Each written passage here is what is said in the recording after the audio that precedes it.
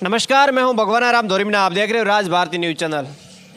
मेरे साथ में राजा राम जी मील साहब, प्रदेश अध्यक्ष जाट महासभा राजस्थान। आप देख रहे हो इस वक्त मेरे साथ में हैं। पहले तो चौधरी साहब, आपका हमारे चैनल में बहुत बहुत स्वागत है। धन्यवाद। चौधरी साहब, भारत सरकार ने किसान कौम के नेता चौधरी शरण सिंह जी को भारत रत्न पुरस्कार दिया जा रहा है। बहुत अच्छी बात है, बढ़िया किया, अच्छा किया।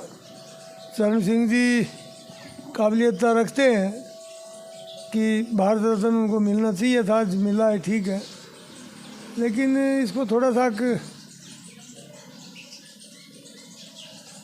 विपक्ष की पार्टियां बस यूँ जोड़ रही है कि ये भाई वोटों का समय आया है या 24 लोकसभा के चुनाव, इसको जोड़ के देख रहे हैं।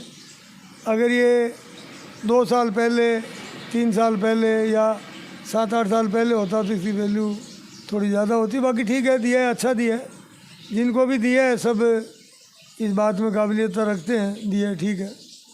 चौधरी शरण सिंह जी की 2 पंक्तियां मुझे याद आ रही है कि जब मीडिया मेरे खिलाफ लिखे तो तुम मान लेना कि मैं तुम्हारा हूं, और जिस दिन मीडिया मेरे पक्ष में लिख जाए तो समझ लेना कि मैं तुम्हारे लिए नहीं रहा। ऐसे पंक्तियां हुई है। सही बात कहते हैं वो। मीडिया विरोध करता है, मीडिया फेवर करता है, उसका फ़र्क है ना। आजकल अभी मीडियाओं में हर जगह मीडिया को लोग टोका टाकी करते हैं।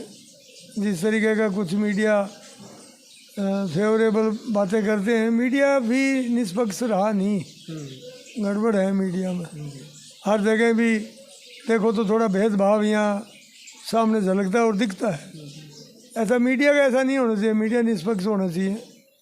वैसे तो राजनेता भी जिस चीज़ के लिए राजनीति बनी थी वो बात नहीं रही। उनका भी एक कॉमर्शियल टाइप मामला नेताओं में हो रहा है, वो आता ही है, झलकता है, दिखता है। आपको 5 दशकों का याद है, मतलब 50 साल तक आपको कम से कम याद है। मीडिया उस समय कैसा था और आज कैसा है? मीडिया में फ़र्क आ गया। मीडिया थोड़ा सा महंगाई का ज़माना को देखते हुए थोड़े मीडिया गड़बड़ हो गया।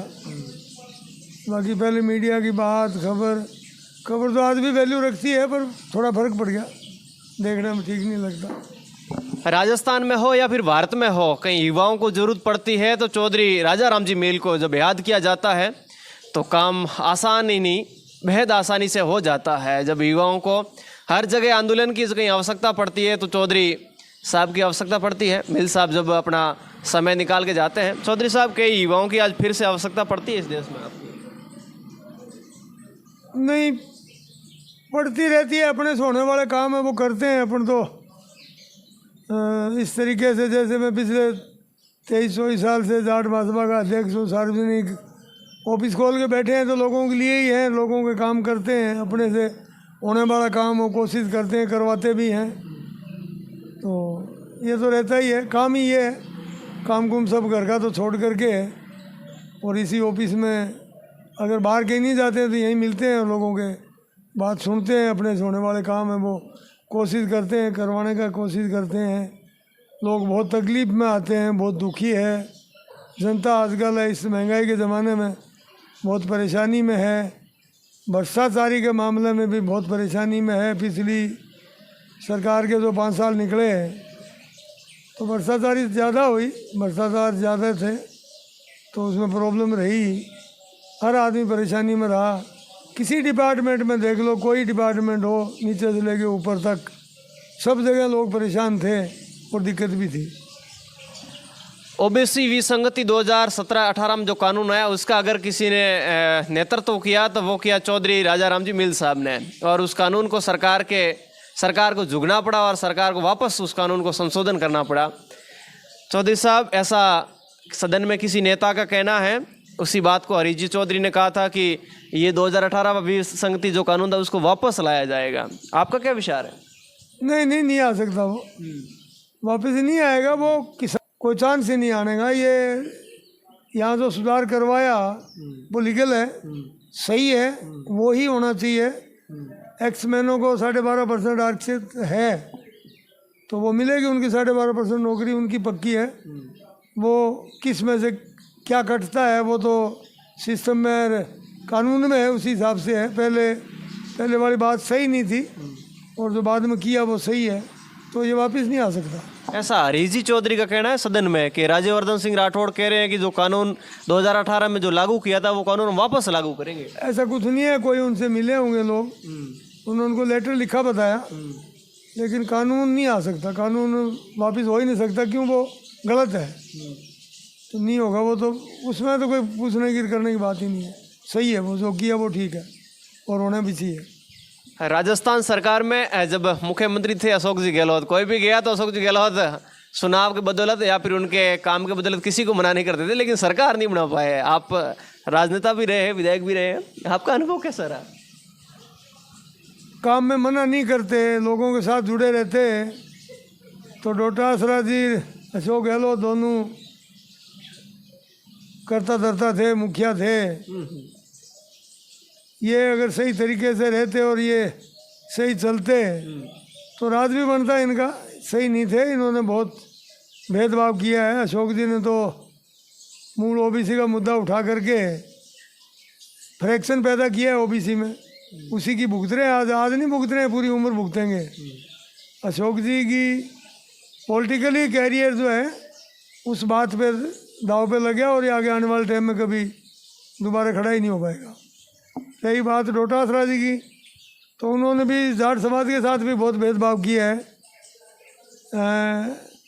किसी को दुत्कारा है, किसी को नज़दीक लगाया है, उसमें भ्रष्टाचार भी झलका है। भ्रष्टाचार तो पूरी सरकार में ही था, चाहे एमएलए हो चाहे मंत्री हो, सब में भी। उनकी वजह से दूसरे डिपार्टमेंटों में भी पिछले 5 साल खराब निकले हैं प्रदेश के लिए, लेकिन इनकी वजह से ही शायद ये सरकार नहीं बना पाए। तो बाकी तो आने वाला समय क्या होगा और क्या इनका बटेगा और क्या करेंगे, ये देखो क्या होता है। मिल साहब कहते थे कि जाट मुख्यमंत्री होना चाहिए, लेकिन डोटासरा जी को सेकंड मुख्यमंत्री बना ही दिया था, मान लो गहलोत साहब ने। नहीं, मुख्यमंत्री तो क्या बना दिया था, वो अध्यक्ष, पार्टी के अध्यक्ष थे, तो अध्यक्ष तो कोई ना कोई रहता ही है, अध्यक्ष मुख्यमंत्री थोड़ी होता। मुख्यमंत्री तो नहीं, करता धरता तो वही थे, सब करता धरता थे, लेकिन मुख्यमंत्री तो बनने से ही बनता है। मुख्यमंत्री बनाने की सोच ही नहीं थी। जाटों को भी इन्होंने, जाटों की टिकटें काटी है, जहाँ जीतने वाली थी वो सब जगह काट दी।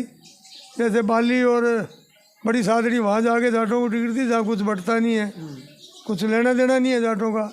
जहाँ जीतने वाले थे गंगानगर और हनुमानगढ़ जिले को इन्होंने खाली कर दिया। सब निर्दलीय जो इनके साथ थे उनको टिकट दी। आलोक बेनीवाल छापरा जीतने वाला था, उसकी टिकट काटी इन्होंने। तो जाटों का नुकसान करने का रीज़न और करवाने का, जाटों का नुकसान अशोक गहलोत हिम्मत नहीं करता था करने का, लेकिन ये गोविंद डोटासरा की सह पर किया गया। जाटों को अच्छे अच्छे जीतने वाले थे उनको काटा।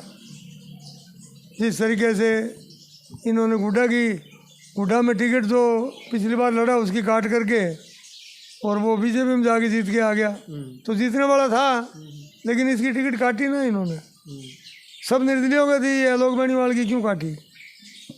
तो ये भेदभाव किया इन्होंने, पक्षपात किया। ओबीसी, मूल ओबीसी का मुद्दा उठाया इन्होंने। एक राजपूतों का संगठन था उसको पीछे लगाया। जिस तरीके से उन्होंने फिर के जाटों के खिलाफ प्रचार किया, वो इन्हीं की देन थी। ये हनुमान बेनीवाल जो 5 साल तक नागौर जिले में जाटों की जो बेइज्जती की और जाटों को जो जेलों में डाला, और जाट अफसर या छोटे सर्विस में भी थे, सबको दूर दूर भेजने का इससे भी अशोक जी गहलोत को जाएगा। बैग में उसका हाथ था। एक बारी कोई टाइम मेरी बात हुई किसी अफसर से, गंगा ज्योति बहुत नाराज़ है और ये बहुत गलत काम कर रहा है, तो कांग्रेस को भुगतना पड़ेगा। तो उनका कहना था कि भाई मेरे हाथ में क्या है, तो मुख्यमंत्री चाहता है। तो बैग में मुख्यमंत्री अशोक जी गहलोत इनके साथ खड़े थे। इन्होंने जाटों का बहुत नुकसान किया राजस्थान में। जाट कौम के दुश्मन जाट ही है। अच्छा, हाँ, ये हथियार बनाते हैं। अशोक जी गहलोत ने हथियार बना के रखा और इन्होंने बहुत नुकसान किया। कांग्रेस पार्टी का नहीं किया, पार्टी को बर्बाद किया ना इन्होंने। तो आप मानते हो कांग्रेस को?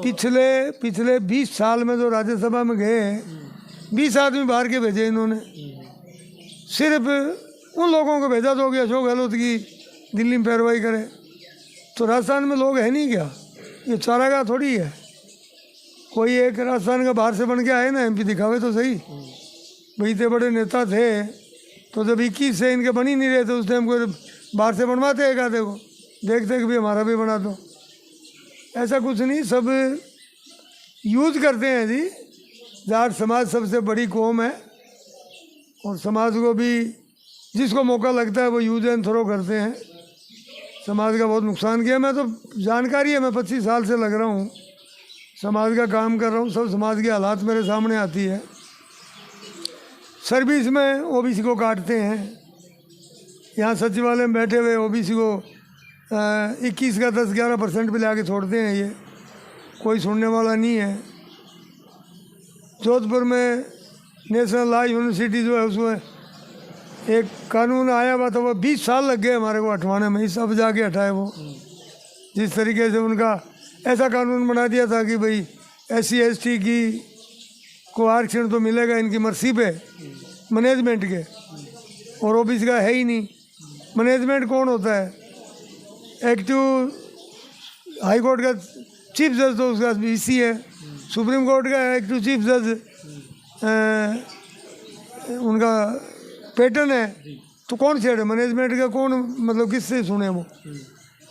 जितनी यूनिवर्सिटी हैं इनमें ये सिस्टम बना हुआ है कि ये हाई कोर्ट के और सुप्रीम कोर्ट के जजों के बच्चे भर्ती हो जाएं, उसके बाद में बची हुई सीटें पे लोगों को लेते हैं। लेकिन इन्होंने 20 साल लगाए उस बात को, अब जाके वो ख़त्म हुआ है, उसमें वो आरक्षण लागू हुआ है। आरक्षण के मामले में आज भी बहुत सी परेशानियां हैं। जैसे मान लो ये आज भरतपुर धौलपुर का है मामला है, तो उसमें भी सेंटर को आरक्षण दे देना चाहिए ना। पूरे जाटों को मिला हुआ है और धौलपुर भरतपुर की रिपोर्ट आई हुई है राजस्थान की। राजस्थान के आयोग ने, ये ओबीसी आयोग ने रिपोर्ट दी है, वो सब जाटों के फेवर में है। भाई सेंटर की रिपोर्ट पे आरक्षण यहाँ जाटों को दिया था एक टाइम, तो यहाँ की रिपोर्ट में सेंटर वाले भी धौलपुर भरतपुर 2 जिलों को तो बाकी दे सकते हैं, दे देना चाहिए ताकि ये बात ख़त्म हो जाए। अच्छी बात है।